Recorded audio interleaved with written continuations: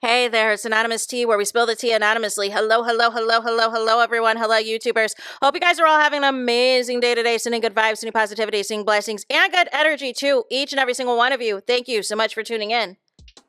So, anything I say is alleged and in my very, very personal opinion. This is for entertainment purposes only. None of this is personal. The Copyright Act of 1976 is in the description box. Some meat and potatoes, some housekeeping items. It is free to follow me. Free to follow me on this channel, Anonymous Tea. Free to follow me on my other channel, Anonymous Tea Podcast. There is new content over there. Follow me on the Tickety Talk at Anonymous Tea Podcast. Free to follow me on the Instagram. On the Instagram is at Anonymous Reality Tea. Free to share everywhere. Free to like the video so it gets out to the algorithm. Free to share with your family, your friends, and your foes, and coming or going, hit the like button. So today we're talking a little Real Housewives of Potomac, and that is because Candiace Dillard did an interview at a red carpet event, y'all, and she talked Karen Huger, she talked Monique being back on Real Housewives of Potomac, and she talked a little Traitors, and I think she might have spilled a little too much on the Traitors, but we'll talk about it. So first she was asked about Karen Huger and how Karen Huger, what she thinks of everything, that they didn't have a chance to ask Candiace, when Karen Huger actually was arrested and everything else. Candiace said that she's been in contact with Karen Huger. She said that Karen Huger is doing really well. She's relaxing and rejuvenating. She said that Karen Huger is, quote unquote, the North Star of her family. Candiace said that she is giving Karen Huger grace. She said that a lot of people, I think, were shocked that Karen Huger's sentence got reduced, that she came home 6 months early. Candiace also said that she did not like that people wanted the book thrown at Karen Huger, that she's a mom, that she has a family, and all of this and all of that. She also was asked about Monique's return to Real Housewives of Potomac, and would she ever return to Real Housewives of Potomac as long as Monique is there, or would this be a Kandi and Phaedra situation to where they would not coexist on the show, like how Kandi and Phaedra no longer coexist on Real Housewives of Atlanta? And Candiace actually gave a really good measured answer to this, I feel.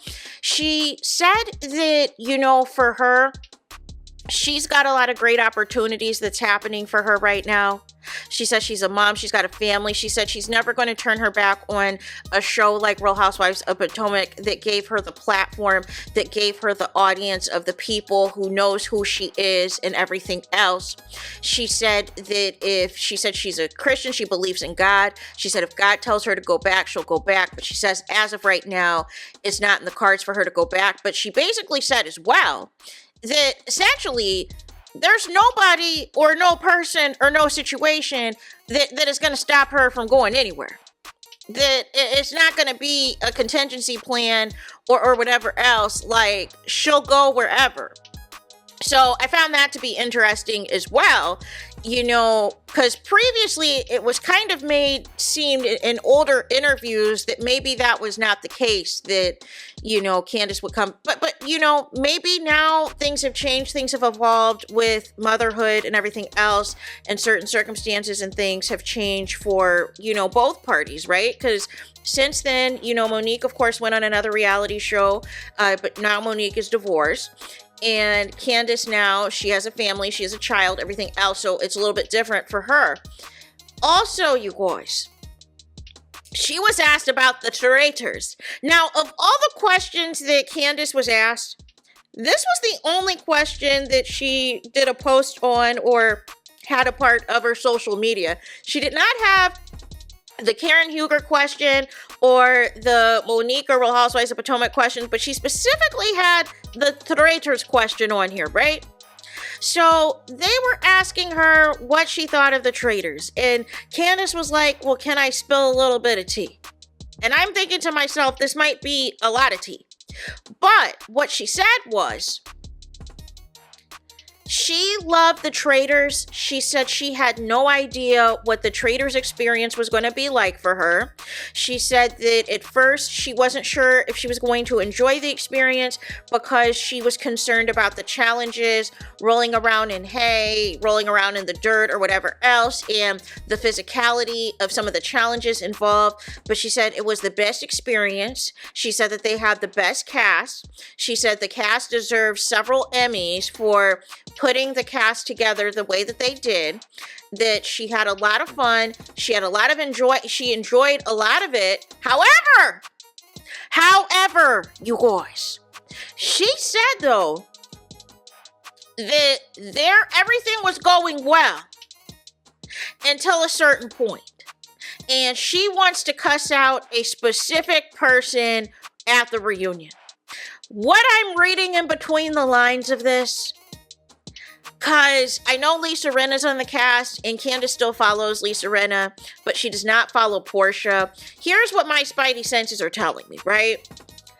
I feel like either Portia and, Candiace, either Portia allegedly snaked Candiace right before the end, or potentially they got to the end and Portia did not want to split the money. I feel like that these are the one or two scenarios that Portia allegedly, because I don't know who else it could be, right? Because Portia's the only person that she unfollowed since the show has stopped filming. That either Portia snaked Candiace right before the end and Portia made it to the end, or they both got to the end and Portia did not split the money. It is what I think happened, right?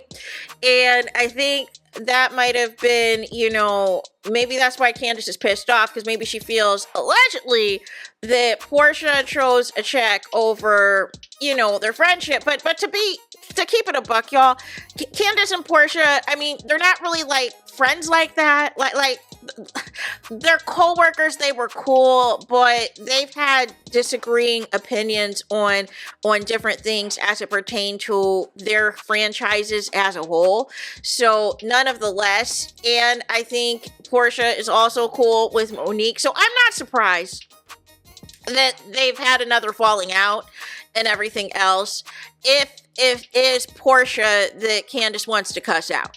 If it is Portia that Candiace wants to drag at the reunion, because I feel like this is the only logical explanation. This is the only logical explanation. As much as I would love for Candiace to get Lisa Rinna together, I don't think it's Lisa Rinna. I do not think it is Lisa Rinna. I think it is a situation where Portia, maybe they were both traitors, right? Maybe they were both traitors, and maybe, Candiace got exposed as a traitor and Portia did not. Or maybe they were both faithfuls and were able to get it to the end, and Portia, threw her under the bus one last time and took all the money or won the show. I don't know, but this is going to be a very interesting season. I'm excited for it. I wish the Traitors came on twice a year. I really do, because I just love the gameplay. But I said to myself, I said this after the first season with Suri, that was a mix of a couple of reality stars, but mostly civilians. And I've been saying every season, you need a civilian season, because you need to see the desperation of people, how far they're willing to go and backstab and betray people that they do not know for this shmoney.